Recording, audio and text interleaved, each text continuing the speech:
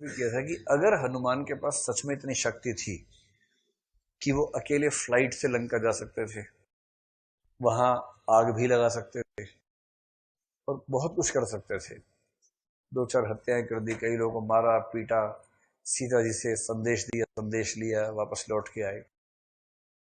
जो आदमी पहाड़ को हाथ में उठा के ला सकता है वो सीता जी को भी ला ही सकता था, फिर युद्ध की जरूरत ही क्या थी? ये तो बहुत तार्किक सा प्रश्न है ना। हाँ, मैं उसी उसी पे आ रहा हूँ भाई, अब तनाव मत लीजिए। सतयुग ही है, कलयुग नहीं आएगा, एकदम सतयुग ही चल रहा है।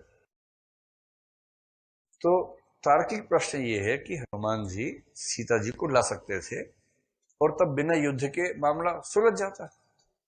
कम से कम हजारों लोग ना मरते युद्ध में, जो हजारों वानर या भालू या अन्य प्राणी या होमोसेपियंस मरे उसमें, उनसे बचा जा सकता था। तो लोग इसमें कुछ कल्पनाएं कर लेते हैं, जैसे एक तो ये भाई साहब कह रहे हैं कि उससे राम का नायकत्व नहीं उभर पाता। एक मिनट रुको, एक मिनट रुको।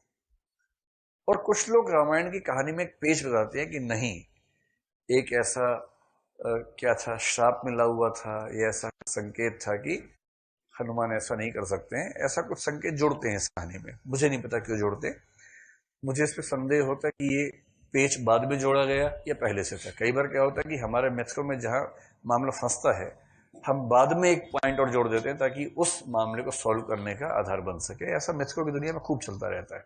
आप बताइए क्या कह रहे थे?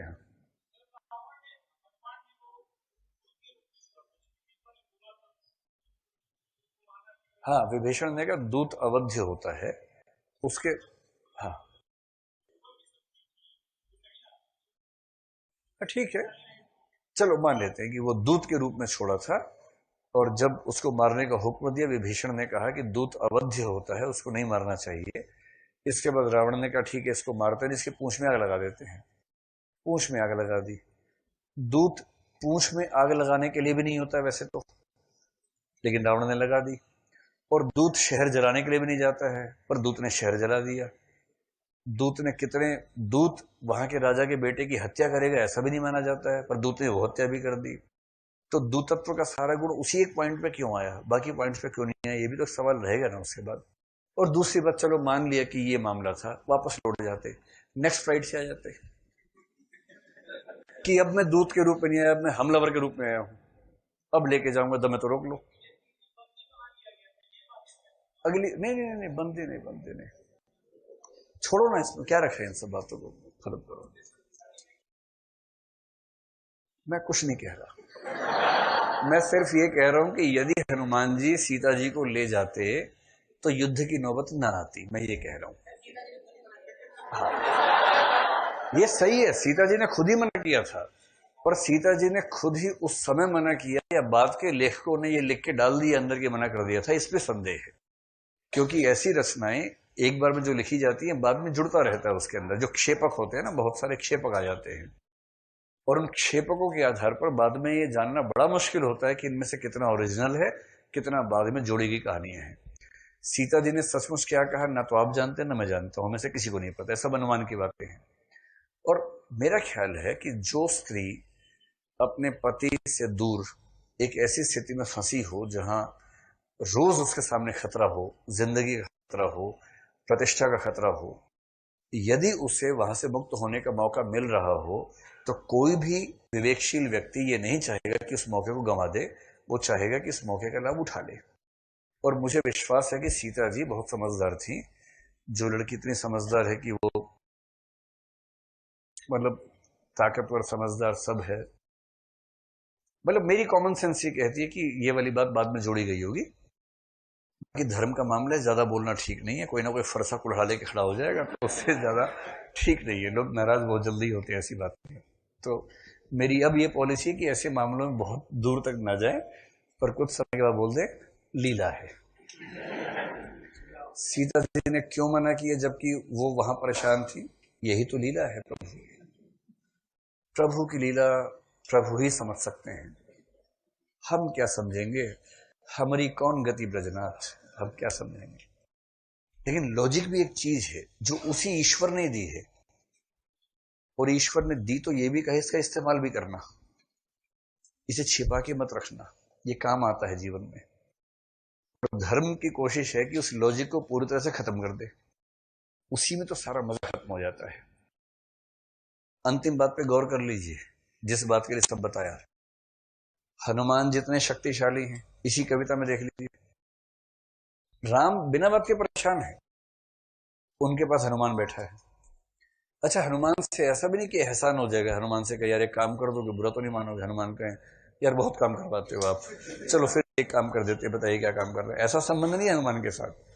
हनुमान को तो कहेंगे प्रिय हनुमान, क्या आप मेरा एक काम कर देंगे? हनुमान छाती चीर के दिखाएंगे, हाँ देखो आपकी फोटो अंदर लगी है, आप कह रहे हो काम कर दोगे, बताइए क्या करना है?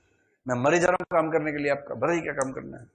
और तब राम कहे देखो युद्ध वुद्ध बहुत हो गया, थक गया हूं युद्ध से, कई लोग परेशान हैं, जाओ ना थोड़ा, जहां बैठे हैं दोनों ना वो खाई जाओ, तुम खत्म करो यार। उसी महाशक्ति के चक्कर में मामला बिगड़ रहा है, उसको खाओ, वापसी पे डाइजेस्ट करते हुए लंका को खाते हुए आ जाना। So simple. और हनुमान की परफॉर्मेंस देख के लग रहा है कि ऐसा कर सकते हैं, इसी कविता में ऐसी परफॉर्मेंस है। फिर राम ने उसका इस्तेमाल क्यों नहीं किया? ये सवाल दरअसल पता है क्या सवाल है?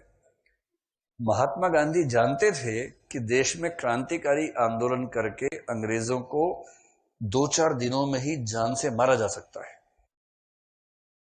कुछ हजार अंग्रेजों ने पूरे देश को बांध रखा है, और अगर जनता एक बार गुस्से में आ जाए और महात्मा गांधी कह दे कि चौरी चौरा वाला जो हुआ पिछली बार सॉरी बोलता हूं, इस बार जहां जहां देखे निपटा इन लोगों को, खत्म करो, बहुत हुआ।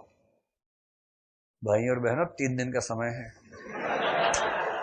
अगर महात्मा गांधी ऐसा बोल देते, मान लीजिए, नहीं गोधरा कांड नहीं, मैं तो भारत की बात कर रहा हूं, इतिहास की बात कर रहा हूं, कि देखो 3 दिन का समय है, 3 दिन बाद भारत भारतीयों का होना चाहिए, जो दिखे अंग्रेज उसे निपटाओ। तो मेरा ख्याल है कि ठीक ठाक संख्या में या कब्रिस्तान बन गए होते बहुत सारे, और शायद भारत आजाद हो भी जाता, क्या बड़ी बात है। तब भी महात्मा गांधी ने ऐसा किया नहीं। ठीक वही सिचुएशन कि राम को पता है कि हनुमान मेरे पास है, वो कुछ भी कर सकता है, फिर भी उसकी शक्ति का प्रयोग किया नहीं।